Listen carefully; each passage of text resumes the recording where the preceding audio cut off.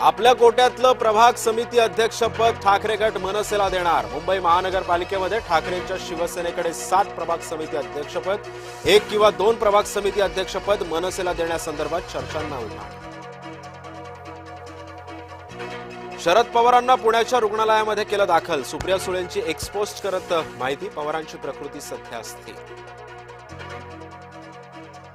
विधिमंडळाचं अर्थसंकल्पीय अधिवेशन उद्यापासून, राहुल नार्वेकर असणार विरोधकांच्या रडारवर। आज महाविकास आघाडीच्या नेत्यांची बैठक, अधिवेशनाच्या पार्श्वभूमीवर बैठकीचं आयोजन, अधिवेशनातील विरोधकांच्या रणनीतीवर होणार खलबतं। दोन्ही सभागृहामध्ये विरोधी पक्ष नेता नाही याची सरकारला लाज वाटायला हवी, संजय राऊतांची सरकारवर टीका, तर विधानसभा अध्यक्षांवर अविश्वास ठराव आणला पाहिजे। आता सरपंच प्रशासक म्हणून पाहणार कारभार, मुदत संपणाऱ्या ग्रामपंचायतींमध्ये प्रशासकाची जबाबदारी, प्रशासक पदाचा गुंता राज्य सरकारनं सोडवला। राज्यसभा विधान परिषदेसाठी आपली आणि आदित्यची भूमिका सारखीच, राज्यसभेवर जाण्याची पवारांची इच्छा आहे असं म्हणालो होतो खासदार संजय राऊतांकडून सारवासारवा।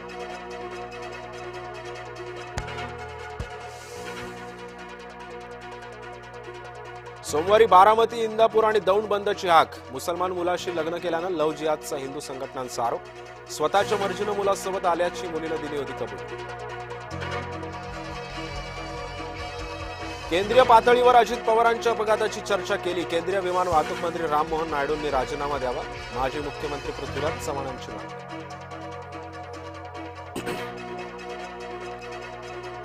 चाळीसगावच्या न्यायालय परिसरामध्ये वकिलावर जीवघेणा हल्ला, 7 ते 8 अज्ञातांकडून धारदार शस्त्रानं वार, हल्ल्यामध्ये वकील समीर शेख यांच्या हाताला दुखापत। महादेव मुंडेंच्या मुलाला परळीमध्ये मारहाण, वाल्मिक कराडच्या मुलांकडून आम्हाला धोका, सुशील कराड, गणेश कराडवर ज्ञानेश्वरी मुंडेंचे गंभीर।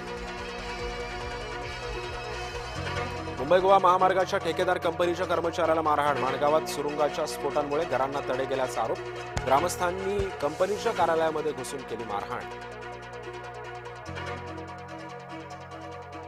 दादर परिसरातील फेरीवाल्यांवर पोलिसांकडून कारवाई, रस्त्यावर बसणारे फेरीवाले आणि फुल विक्रेत्यांवरती कारवाई, फुल विक्रेत्यांचं सामान घेतलं ताब्यात।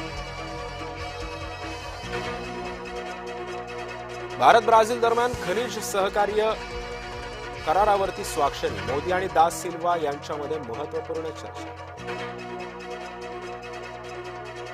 आयात शुल्कात 15%, डोनाल्ड ट्रम्प यांची घोषणा, अमेरिकी सर्वोच्च न्यायालयाच्या निर्णयावरही कठोर टीका।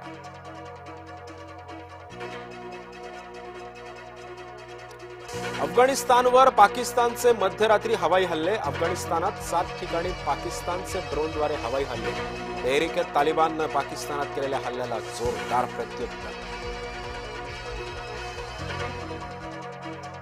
सुपर 8चा पहिला सामना पावसामुळे गेला वाहून, पाकिस्तान न्यूझीलंड संघाला 1-1 गुण बहाल।